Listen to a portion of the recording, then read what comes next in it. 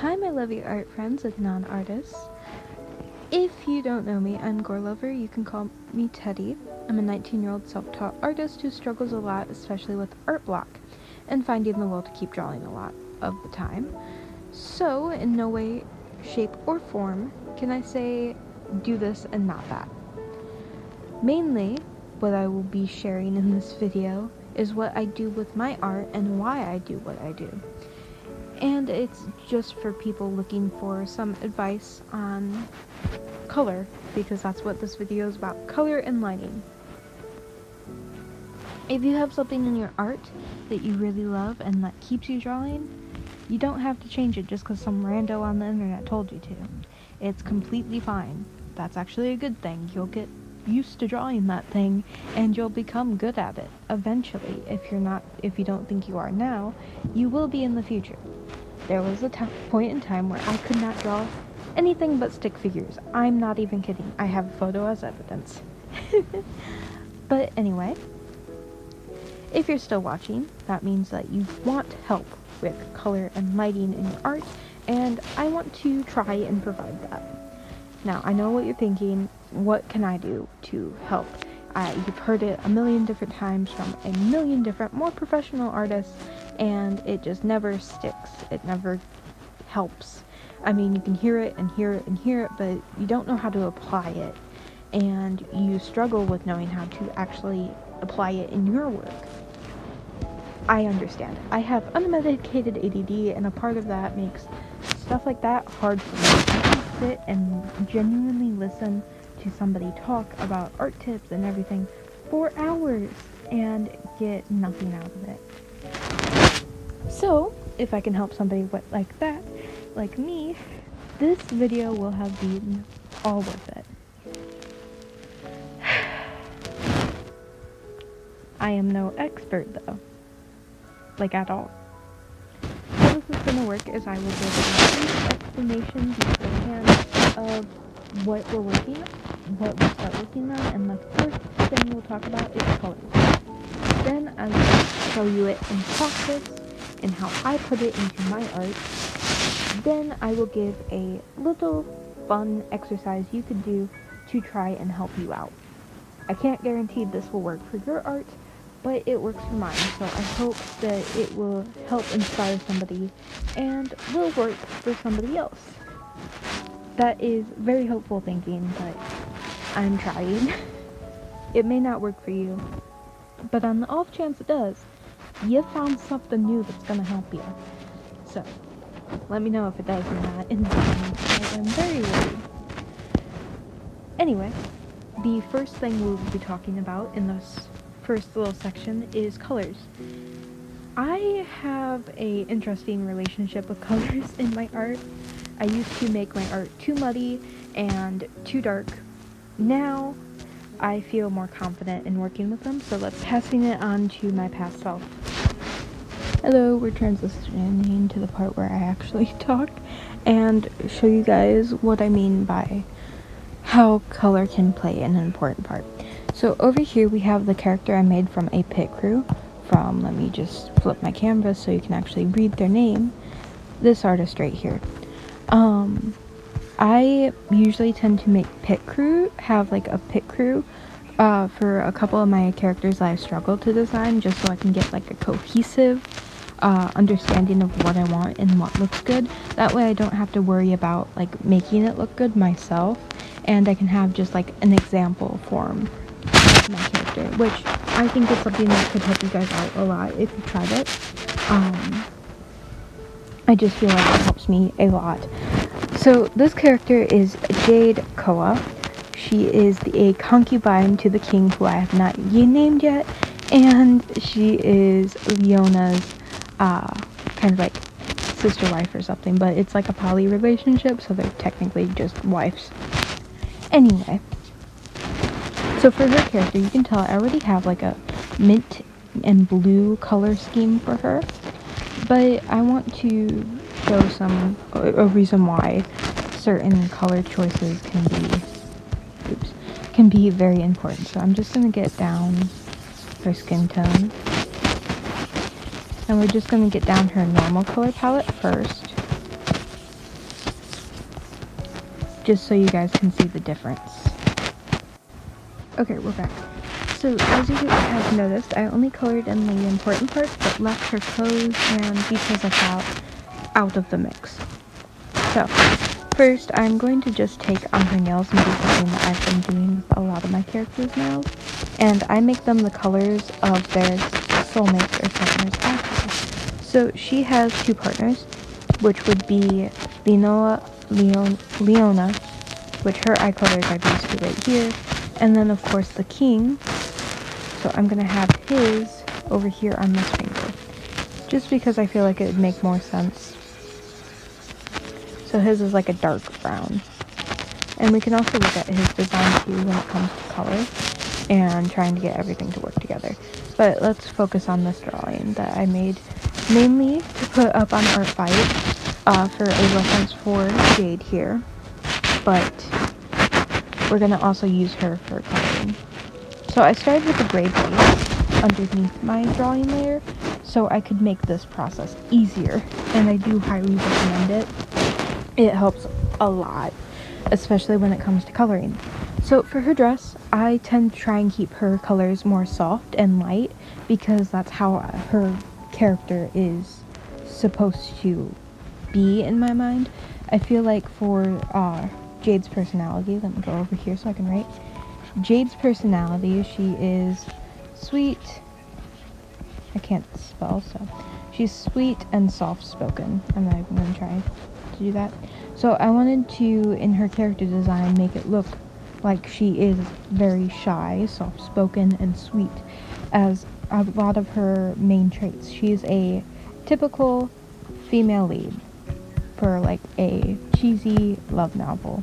That's what her character is supposed to be.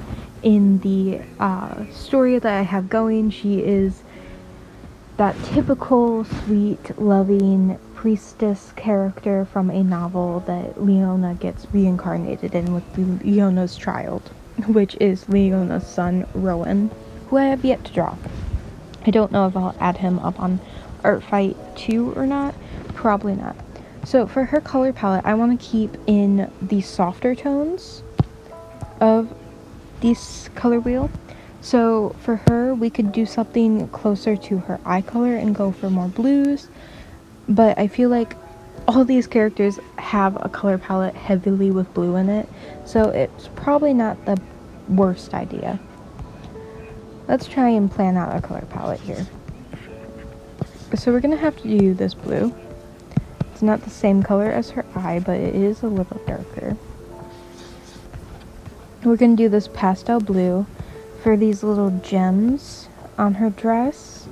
I'm thinking more of maybe a softer pink, but I don't know if that would be like crazy to do. We'll see. This is trial and error. If I don't like it, I can change it. It's fine. It's art. We have free will. I think I'm going to do with this more like a saturated blue. For this corset bit down here, I want it to be multiple colors, so I'm going to throw in the same mint green as her hair, just to try and keep this piece more coherent, but I think I'm going to go to classic because it's easier to do this. I'm going to saturate it a little bit more and then desaturate it and turn down the thing. I think I just got the same color. No, it's just a little more saturated. And then for these little flower petals, I think I'm just going to keep them as is. And then her shoes are just going to be, her shoes down here, I think I'll just do a black. So let's go ahead and color this in and then see what we're thinking. And we're back again. So I do genuinely love this palette, but I don't think it really shows like any of that. I think I just kind of handled it well. So a couple tips I could give for colors would be, one, when you have a character that you want to make new colored clothes for, but you don't really know what to put them in and what colors to choose, think of their fashion sense. Think of the era their clothes are going to be coming from. Do some research into that, look into that, see what you like, what you don't. And then also take into account their favorite color. If you know what their favorite color is, think into account their personality. Are they the type that would want to stand out and wear a lot of big and bold colors? Or are they the type that would be more muted and darker colors? Or would they be more pink and pastel? Like this character right here. Another tip I can give, which I'm going to show you in practice, would be if you have Procreate or Procreate Packet. I'm on Procreate Packet. There's this handy little button called Color Adjustments. And down here you can see gradient maps. So here, you can swipe and look through, ooh, that's really pretty. You can swipe and look through some other options for your colors.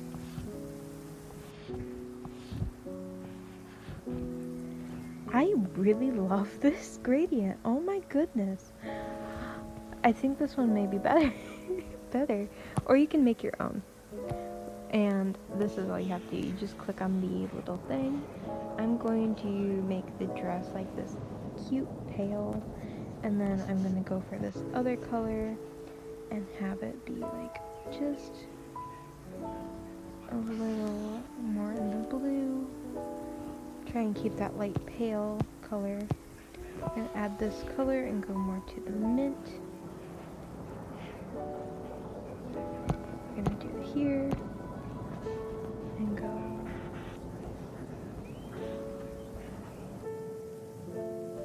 here, and then we'll make another little dot here, and go here, and make a little dot here, and shift here, and then one right here, and then we're gonna make the color this, and then we're just gonna play with it, play with the sliders, because every time you mess with the sliders, you're gonna get something different. She looks phenomenal in purple. For the purple, it's so cute.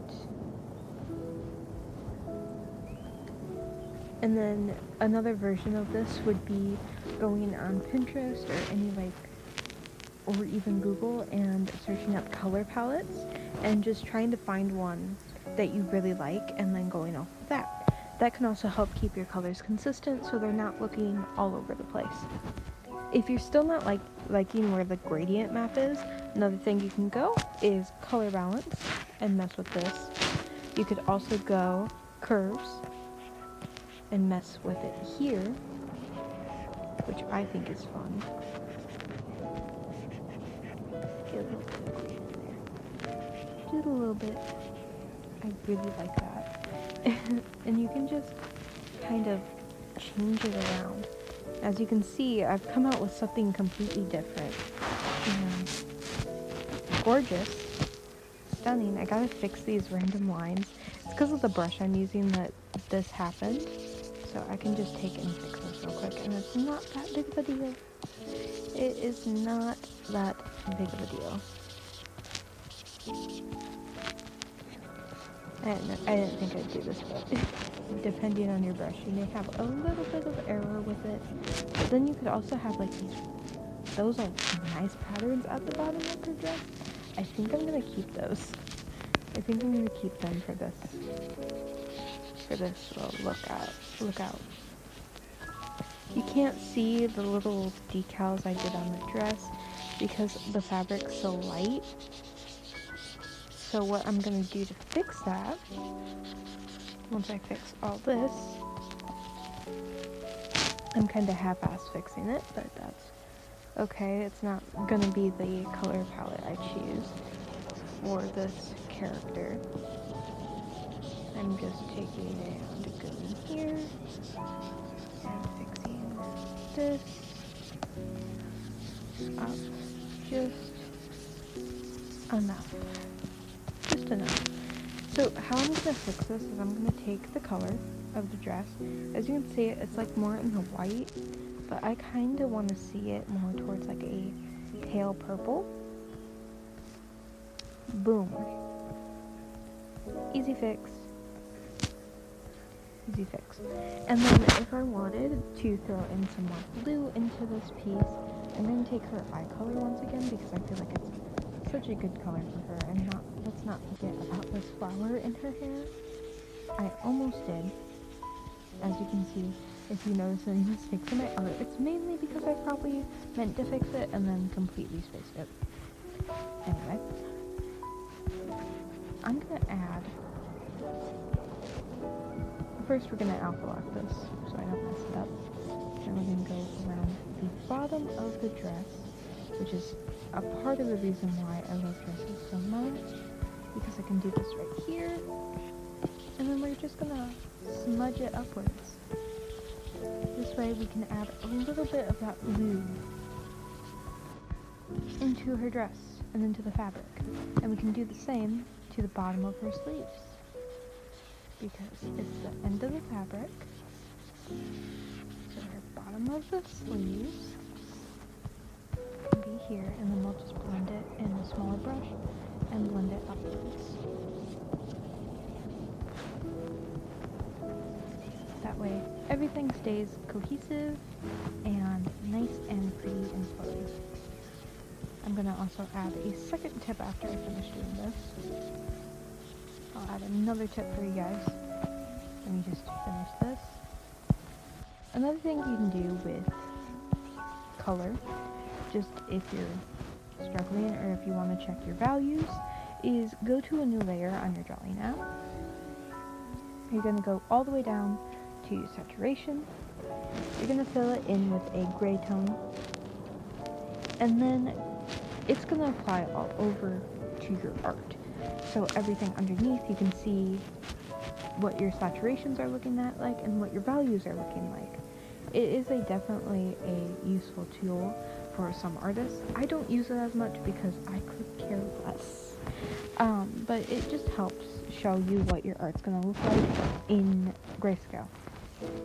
As you can see, the values of her eyes, I'm just going to eyedrop it. Values of her eyes, they're not much lighter than her skin tone, and they're about the same value of her hair. This flower is the same color pretty much. We're good on the tone between the dress and the skin. Good on that between the dress and the skin. So the lines of color do get a little muddy, but this is just the flat. And when I render, I tend to, let me show you a rendered piece so I can actually talk on this better.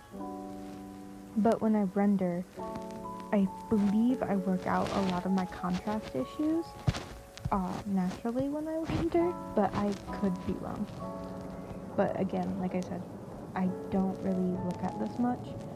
I don't find it useful myself, but yep. So let's take his hair color to his skin color, his eye color to his skin color, hair color, clothes to skin to clothes, ring to skin, that to skin. It's not gonna fit any other color over here, hopefully. Well, it kind of does fit into her hair, but that doesn't matter.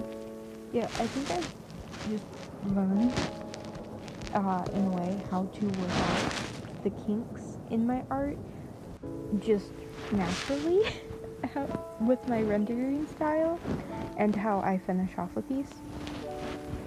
I like this color dress, but I do prefer this one.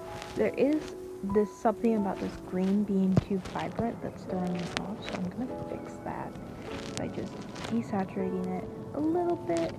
I did that too much, I darkened it up way too much. And then we're gonna do the same to the pink. I'm gonna fix it first. I think it honestly to really needs to be the same color as her hair. Just a little darker and less muted. Let's do that. And then let's take the pink and tone it down just a bit. Just a bit, because there we go. I feel like that's much better for her design. And I just generally like it a little bit more. So for color, I do recommend those things. Like I said, it's just what I do in my art and how I apply it. If you're still having trouble with your art and how it's looking, mess with the hue, saturation, and brightness. A lot of drawing apps have this feature where you can mess with your hue, you can mess with the saturation and desaturation of the piece, and you can mess with the brightness. And just work around in that until you find something that you think fits. Over time, with you working with colors and trying to understand them better, you're going to have an easier time actually applying that to your art and your characters. And just, you'll become good at it and you'll get so used to it that it honestly won't matter. Like, you won't even think about it anymore. That's how good you're going to get with it. I have to update my phone. Of course, it happens in the middle of a recording that I'm trying to do this. That my phone updates. But, yeah. I really hope this on color just helps y'all. And I completely forgot to color this damn flower. This damn flower. Oh no. Let's color that real quick. Color that purple. I feel like there's not enough purple in this drawing, so we'll just add a little peck of purple. Okay, going on from the rambling. If you're still thinking, oh well, I don't want to do any of that. Just not my type. There's something I like to call, or a lot of artists use, called palettes. Color palettes. I mentioned this briefly a little bit ago, where you can take one color, so say you really like this pale purple, and you really want to use this pale purple. Okay? You can do a model chromatic color palette with it, which is just all the same purple, just different shades of saturation and levels of brightness. You can say, and you can do one very dark, one like a mid-tone, lighter, pale, like that pale color that you want, and then a purple. And a lot of artists, when they do this palette, they tend to take a complementary color to this purple for a pop of color. So we're gonna, for this one, we'll say we do a green, and then that's gonna be used for whatever you want the attention to be drawn to. So in most pieces, it's gonna be the eyes. So that would be the eye color. This would be the rest of the character. And this does not include skin. You don't have to use it for skin color, but you can. Okay, but say you don't want to use just one color in your piece. You don't want to use just that. But you still really, really like this purple. This purple is a non-negotiable. It has to be in your piece. Okay, well, you can come over here to this wheel and go to this. And you can pick colors across from each other. So purple and blue. You can do a little less saturated and do like this pinky tone. And you can do this tone. And that can be your colors. It does look less cohesive and maybe all over the place, but that's probably just how the way I put it. It's probably just because of the way I put it, and I did not mean to do that. Oops. So let me just rearrange these colors just a little bit to help make this palette look better. So you could do this, and I probably should keep it on the same brightness level. And I'm thinking about it. It should be the same color, just of the same brightness, and it will look better. You could do that, and this pink acts as like your poppy color, or you can make it like a deeper, or like less saturated but brighter red, and that be your pop of color. These two palettes work. They do pretty well.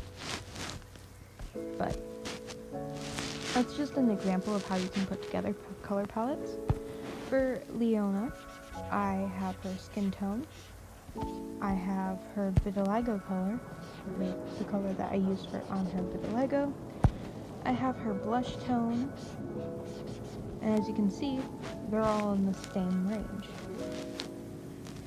If I go here and go to the disc, they're all relatively close. It's because this would be called one of these. Not one of these. One of these. An anal. I'm calling them anal because they're fun. But it's relatively close to this. I'm picking from the same area of the color wheel.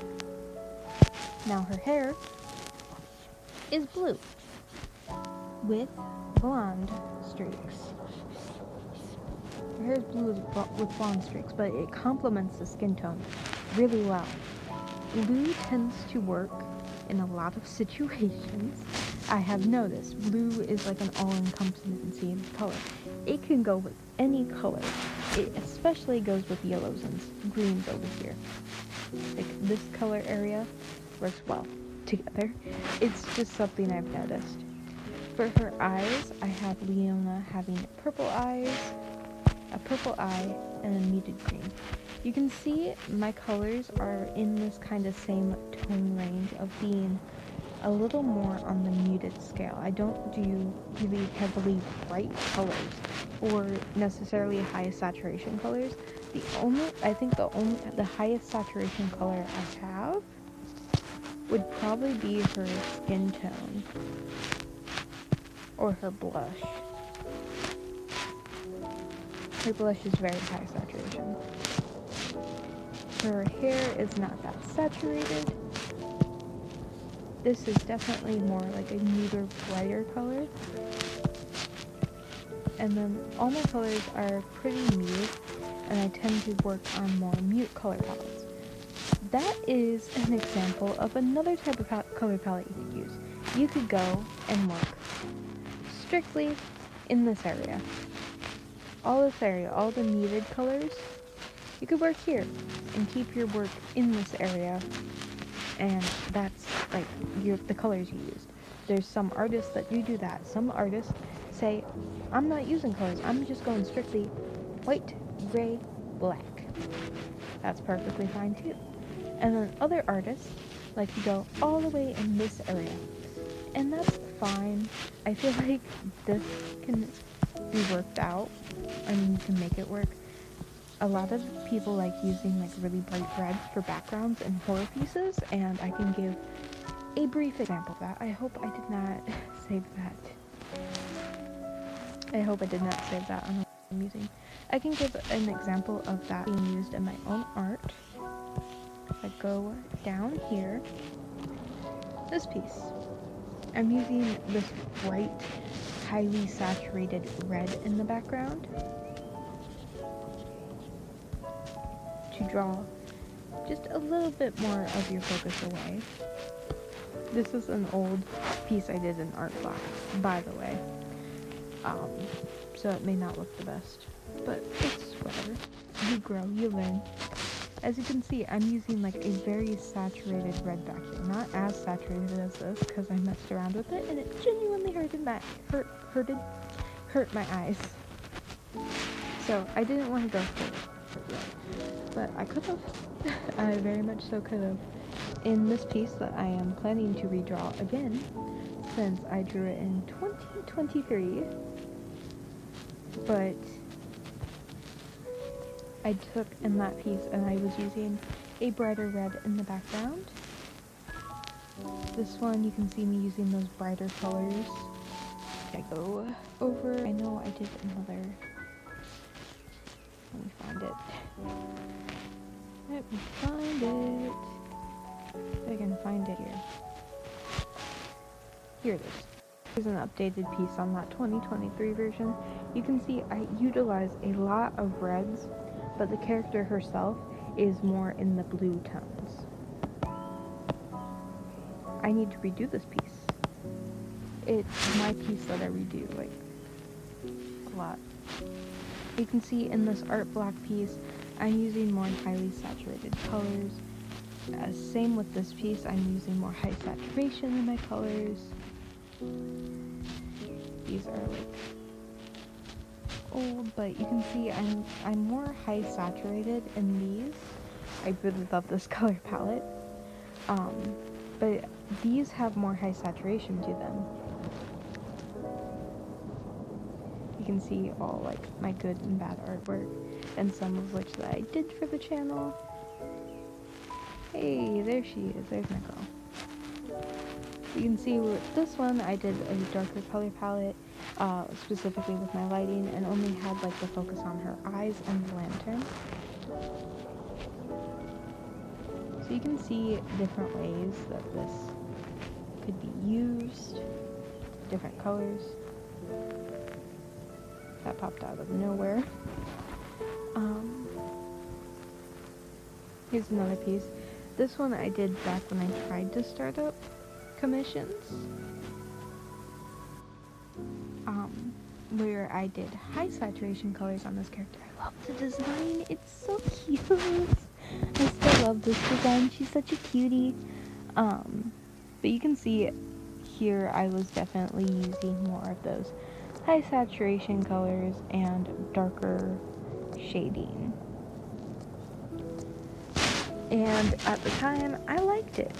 But now I tend to stick more towards the muted in my flats, and then I work the color into my pieces instead of having to rely on my flats. And somehow there's been a doge that has snuck its way into this piece.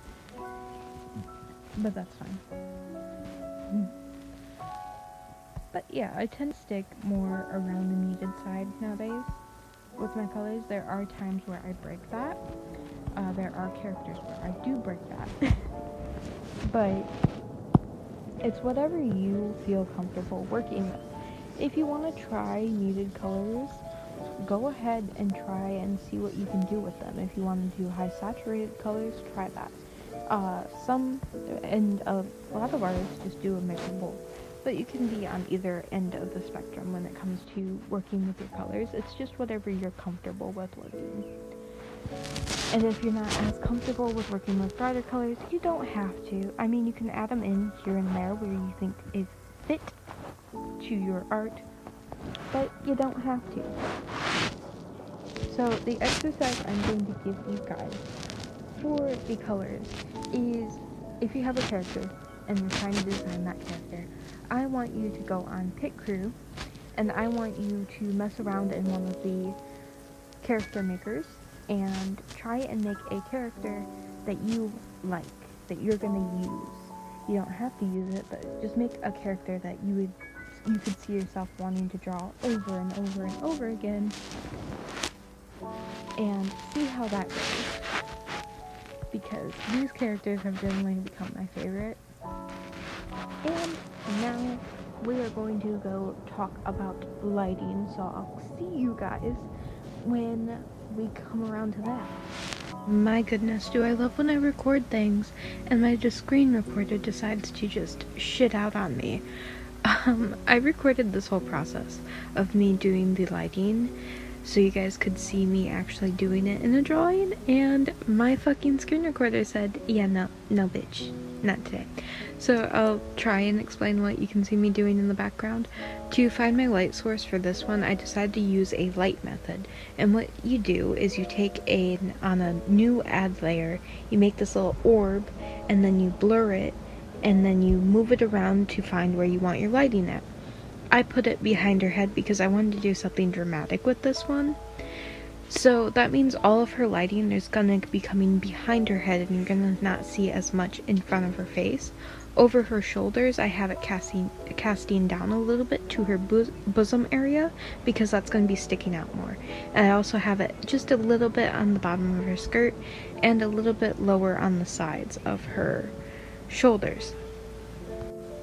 After that, I do the multiply layer, and I decide I want a blue multiply layer, so that's what I put all over her, and I erase where I want our light hitting, which is what you heard me explain previously. So that's where I've decided. If you want help deciding where your shadows are going to land, there's a bunch of nice images on Pinterest of examples of this I do recommend going and checking out. With this piece, I started rendering in the way I do, which is just adding shadows where I know they need to be, and then I went in with subsurface scattering, which is when the light bounces off and reflects. So you're gonna have an orangey color from her skin light, the skin being bounced off of, and then a like darker blue towards the ends of it. Also, you can check out on Pinterest to get like a better visual representation. Like I said, I was showing you in the speed draw in the speed paint on the screen recorded version, and my iPad decided, yeah, we're not going to save that, so I can't really explain all that much what I'm doing, and it sucks. But you can see me go through and render the hair and the clothes, just working on like the creases that I've used. It's not that difficult to do, but sometimes finding where your shadows need to be can definitely be a pain. It's definitely a process, and my least favorite process. I love doing lighting, but I also hate rendering, which my process for rendering just happens to be the same as when I do my lighting, which is like my mindless zone where I usually put on music and just listen to music or videos or anything but what I need to be doing.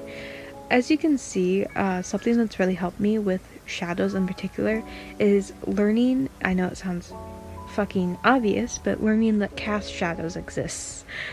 So under her bosom area, you can see me add in an extra length on the shadow just to show that they do exist and protrude more. I hope this video helped. I am so sorry it ended how it did and stuff. A few YouTuber shoutouts, as I said earlier that I was gonna do for YouTubers that can help you, is PitCat. I think that's how you pronounce them. PitCat. Let me see. Yeah. Which is P-I-K-A-T. That's how you spell it. Their tutorials are always so much easier to follow, I've noticed. Another one for the color people in particular is Jake Don't Draw. The internet is obsessed with fake color theory. I watched that video earlier, and it honestly is good for learning like complementary colors and stuff like that. I recommend it. I recommend you check out their channel as well. But anyway, I hope you got something out of this video, and I hope it did better than my original videos on these two topics did. I can go through and redo a video on the lighting because I feel like in this video it ended up being very rushed due to my screen recorder failing on me. So I am definitely open to do a video just on lighting itself. It was kind of a little bit of a dream to put it in with color theory and just color in general, but again, I do hope you guys enjoyed this video. Have a lovely day.